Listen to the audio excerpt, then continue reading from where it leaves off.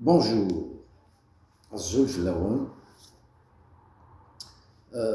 Aujourd'hui,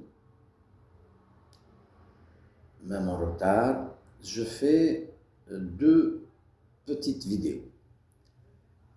Une concerne cette demande, cette audience qui s'est déroulée à Paris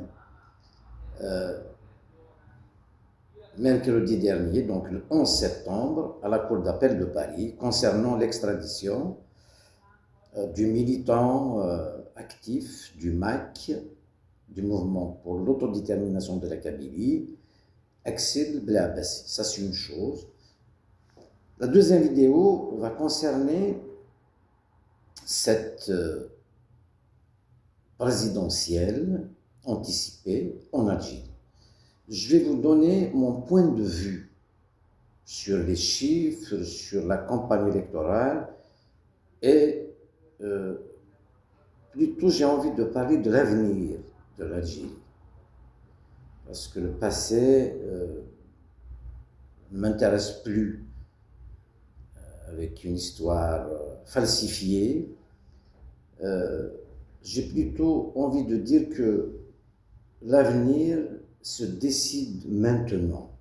Donc, je vais donner mon avis sur cette intronisation de Tebboune. Donc, en premier lieu, je m'adresse à tous les Algériens, à toutes les Algériennes, mais particulièrement aux Kabyles. Mercredi dernier, donc, sur demande de la justice algérienne, plutôt l'injustice algérienne, demande d'extradition d'un jeune militant du MAC, qui est Axel Blabassi, qui se trouvait à Paris. Il est installé à Paris, il est marié, il a une petite fille, il travaille. Cela ne l'a pas empêché de militer pour, dans l'organisation politique, donc MAC, donc l'injustice algérienne a fait une demande d'extradition. J'ai assisté à cette audience à la Cour d'appel de Paris. J'ai fait appel à ce qu'il soit soutenu à venir donc en masse, en force. Il y a eu du monde, il y a eu 99,99% de Kabyles. Mais j'aurais souhaité à ce qu'il y ait beaucoup plus de monde que ça. Il y avait le rassemblement à Châtelet, puis moi j'ai assisté avec d'autres, la salle était comble bien sûr, à l'audience. Pourquoi il n'y avait pas, il y avait que des Kabyles? Parce que c'est clair, les Algériens ne nous regardent pas avec un regard fraternel. Nous sommes des challengers, des concurrents. Ça a été biberonné par le pouvoir algérien depuis l'été 62. C'est la kabylophobie, c'est la haine du Kabyle. Tout le monde s'accorde quand il s'agit d'être contre les Kabyles.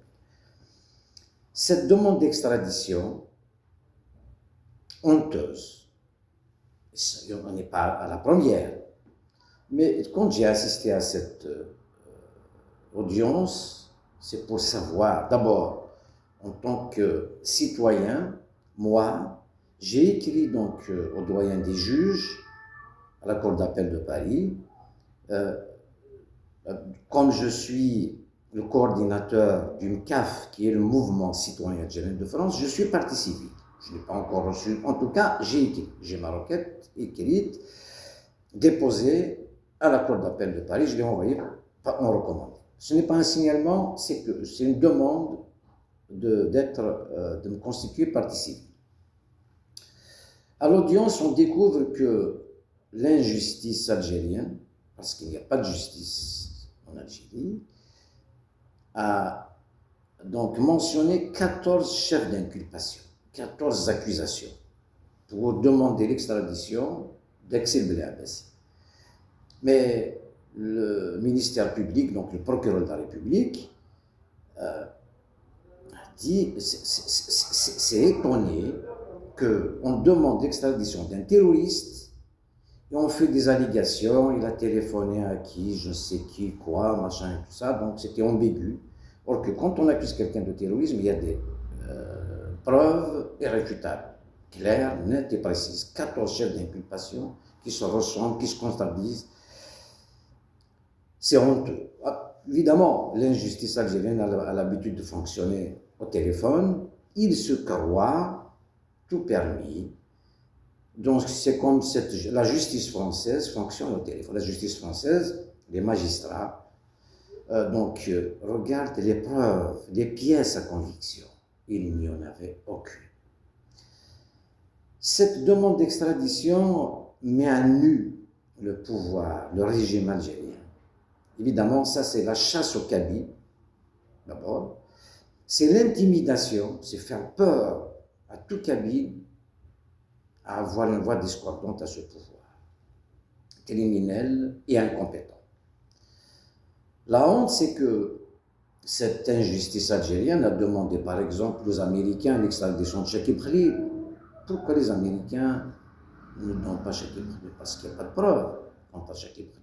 Et je maintiens, parce que je suis la seule partie civile dans le procès dit de son attraque à Milan. Aucun Algérien à part moi.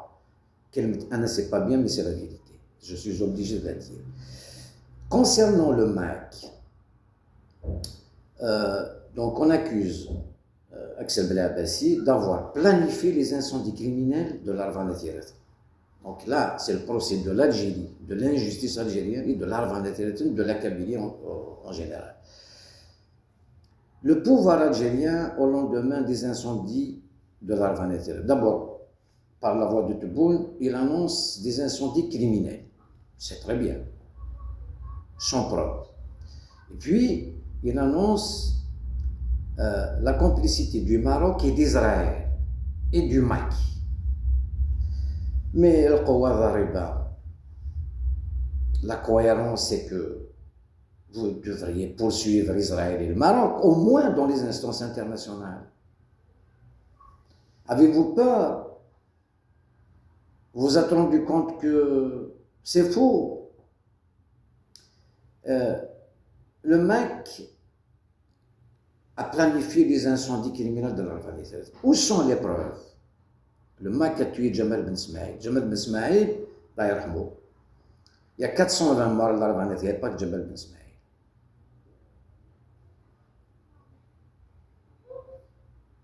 Qui a arrêté Jamal Ben Smaïl? Pourquoi l'avoir arrêté? Il était dans le fourgon de police, en se dirigeant vers le commissariat central de l'Arvan, à 6 mètres de portail du commissariat central d'Arvan, qui a rassemblé toute la population de l'Arvan, disant que le péromane a été arrêté. Qui a fait cette annonce? Pourquoi l'avoir fouillé dans le fourgon de police au lieu de rentrer dans le commissariat? C'est des questions qui se posent. La question se pose aussi à Saïd Saadi.